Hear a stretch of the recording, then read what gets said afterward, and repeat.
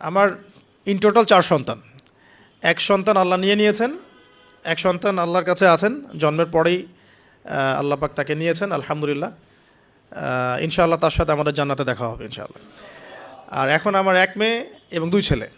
তো প্রত্যেক ছেলে এবং মেয়ের সময় ওয়াইফকে ঢোকানো হয়েছে আমি জায়নামাজেই, যতক্ষণ পর্যন্ত বাচ্চা আমার হাতে আসে না আমি জায়নামাজেই ছিলাম।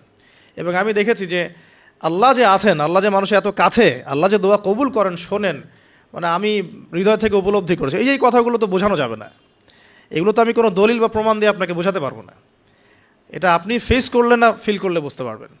তো সেজদায় দোয়া করতে করতে চোখের পানি ফেলার সাথে সাথে দেখা যায় যে নার্স এসে বলেছে আমাকে যে আর কাঁদতে হবে না, এই যে মেয়ের কান্না শোনেন। এমন হয়েছে আমার সাথে। কারণ মানে স্ত্রীর যে প্রসব বেদনা, এটা দেখে কিন্তু স্বামী আসলে ঠিক থাকতে পারে না, তাদের প্রচণ্ড কষ্ট হয়। এবং এই কষ্টটা এই কারণেই হয়তো নবী সাল্লাল্লাহু আলাইহি ওয়াসাল্লাম বলেছেন, তোমার সবচেয়ে সেরা অধিকার পাওয়ার, মানে ভালো ব্যবহার পাওয়ার অধিকার রাখে তোমার মা, এরপর তোমার মা, তারপরেও তোমার মা, এরপর তোমার বাবা।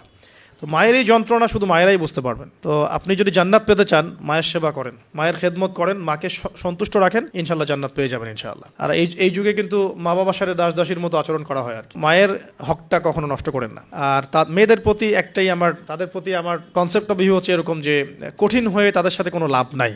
আসলে আদতে আলটিমেটলি কঠিন হয়ে কোনো লাভ নাই। 2-1 দিন হয়তো ঝগড়াঝাটি হতে পারে, মনোমালিন্য হতে পারে, কিন্তু কঠিন হয়ে তাদেরকে লাইনে আনা খুব একটা যায় না। নরম হয়ে বুঝিয়ে সুজিয়েই, ভালো ব্যবহার, ভালোবাসা, মহব্বত দিয়েই সম্ভব ওদের মন জয় করা, আদারওয়াইজ সম্ভব না। তো খেয়াল রাখবেন এই বিষয়গুলো।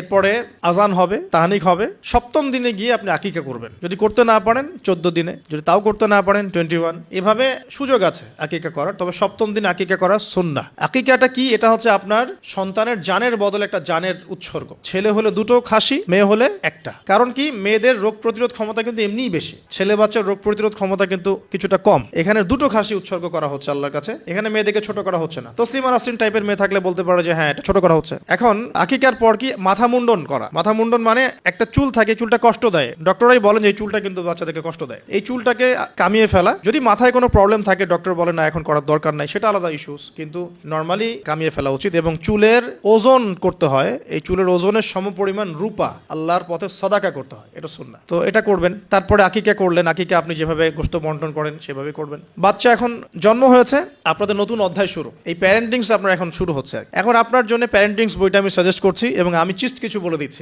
দেখুন, আদম আলাইহিস সালামের দুই ছেলের সম্পর্কে প্যারেন্টিংস এর মধ্যে কথা এসেছে। আদম আলাইহিস সালামের 2 ছেলের সম্পর্কে কিন্তু কথা এসেছে। 1 নাম্বার হাবিল কাবিলের ঘটনা মনে আছে? 2 সন্তান পরস্পরে হিংসা বশত কিন্তু এক ভাই এক ভাইকে হত্যা করে ফেললো। যদি আপনাদের একাধিক সন্তান থাকে, কারো প্রতি পক্ষপাতিত্ব করতে যায় না, তাহলে কিন্তু হাবিল কাবিলের মতো সম্পর্ক করে উঠবে আর কি। আর এই